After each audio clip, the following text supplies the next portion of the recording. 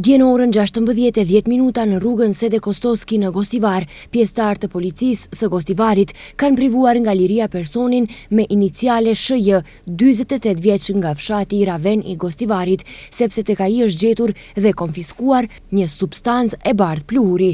Ai është ndaluar në stacionin policor dhe pas dokumentimit të rastit, kundër tij do të vijojë para shtresë përkatëse.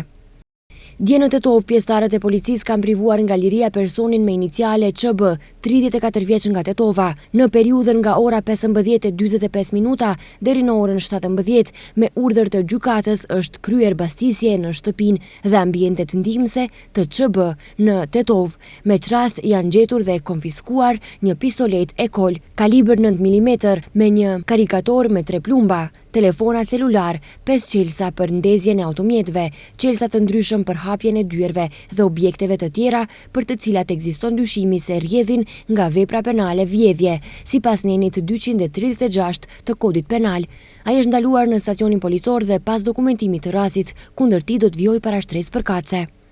Mbrëm në orën 20:10 në sektorin për punë të brendshme në Tetov, një 19 vjeçar nga Tetova ka raportuar se rreth orës 19:10 para shtëpisë së tij, pas një fjalosje të shkurtër, është sulmuar fizikisht nga kushëriri i tij BA.